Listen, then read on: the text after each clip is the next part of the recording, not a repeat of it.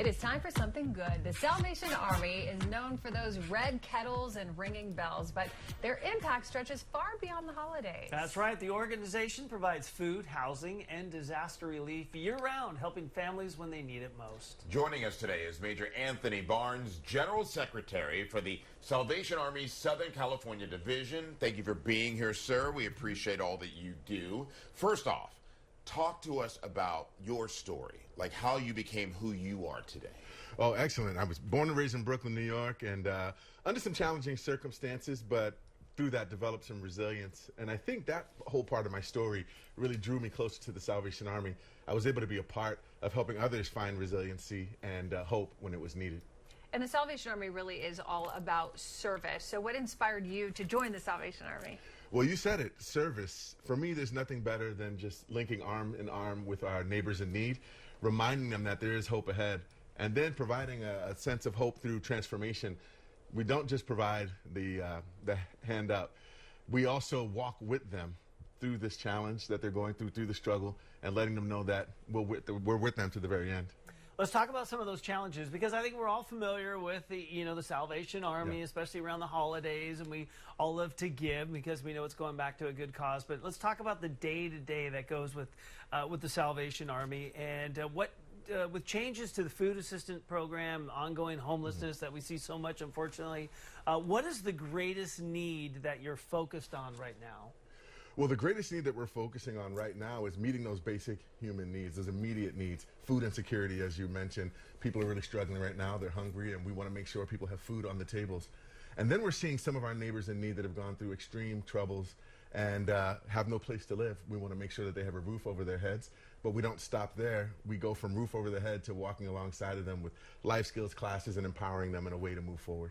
And I think it's important to note, because we see visually so much of the Salvation Army this time of the year. We think, okay, we're in the giving spirit, but it's the other time of the year when we don't see that, and you're still doing that. That's got to be very challenging. What is it that, what other things do you do throughout the year to get people, involved in trying to support the Salvation Army? Absolutely. The Salvation Army meets a myriad of needs. One of my favorite is the things that we do with the youth in the community. Our character building programs are huge, and we let the children of the community know that we're walking even with them and helping them, partnering with the families to bring them forward. We work with seniors. Seniors need partnerships, they need community, and we provide that for them as well. Of course, we're addressing the needs with food and homelessness. The list goes on, and we are so proud to be able to do that year-round, and especially today as we think about the veterans. Our veterans assistance is so important. Very good point.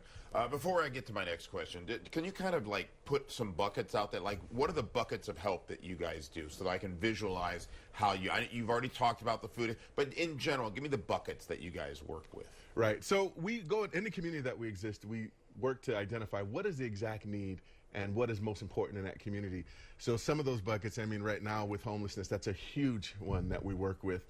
We just had a huge homelessness symposium where professionals have gotten together to try to figure out how do we, I guess a big word, to solve this problem, but walk alongside to do that. So that's one of the hugest ones.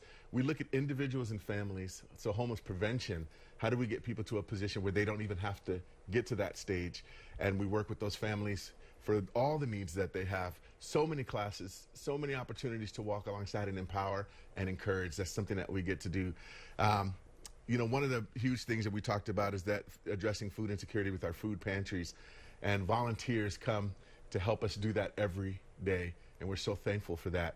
The list is really vast, and we could keep going, but those are some of the major things. No, that's good. I just wanted to help our audience understand, because like Henry said, you see the apron, yes, but you don't necessarily know all the work that the Salvation Army does. That's why I wanted to get it out there for the audience. You were huge. Your organization was huge during the LA wildfires. Yes. What is the status of that effort now in terms of helping those victims?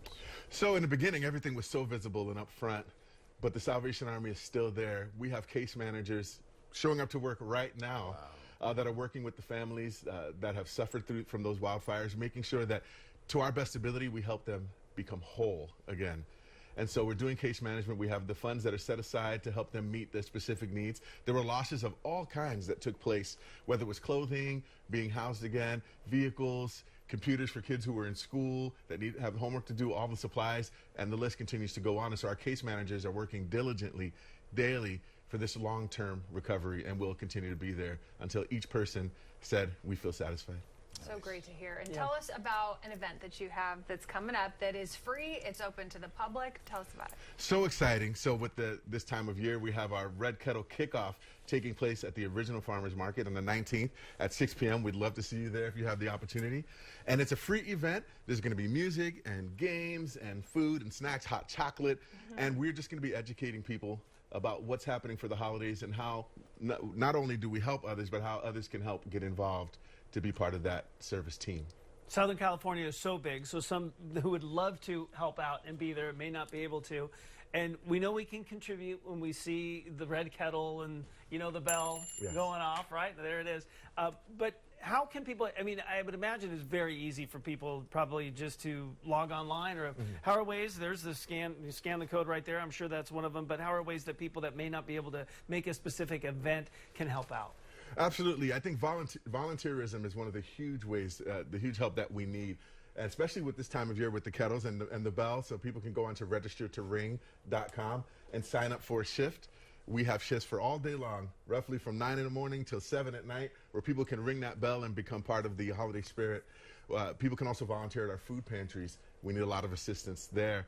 And again, with this time of year, volunteering to help sort toys so we can provide the magic of Christmas to those children and families. If you had to pick one of those things you just named, what is your biggest area of need? I think bell ringers right now. Really? Yeah, we want to continue to raise that money so that we can help people in so many different ways. So if we had more volunteers to get out and help ring that bell, 2 hours, 4 hours to spend time, bring friends and family, that will help us bring in the income that then turns around and serves those communities. I don't know if you're about to ask the question. What is the time commitment? Because I think people... He just said 4 hours. Well, he said, but I mean, like, how regularly is that? Oh, well, we're going all season, so it's really up to your availability. Okay, so there is no minimum. I mean, you said 2 to 4 hours, but I mean, is that, so it could be once a week? It could be once a week. It could be 5 days a week. It could be once a season. We'll take what we can get, because the reality is any little bit that someone gives goes a long way to help families find hope.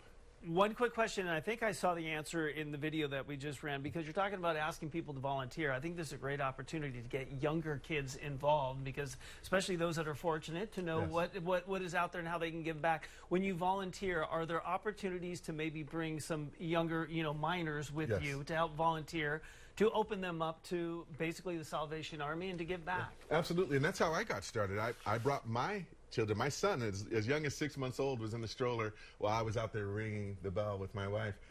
My kids have grown up doing that. We've had plenty of children's schools come out, different community organizations, and so there's never too early to start teaching altruism. Love it. And if someone is watching and they're in need, where can they go? They can go to any local Salvation Army closest to them, and they can find the help that they need. I encourage people all the time in 2 different ways. One, if you need help, reach out. But if you can help, reach within.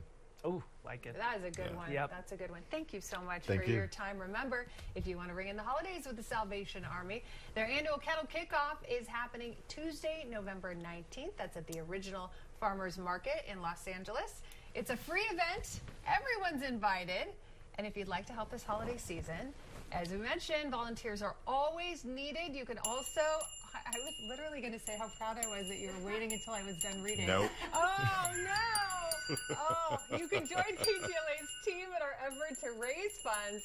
Just visit salarmy.us/KTLA Channel 5 or scan the QR code on your screen to donate. Your bell's deeper. There we go. It's a little stronger. We'll be right back. You got to do it. There's an art to it. Oh, my, that's loud.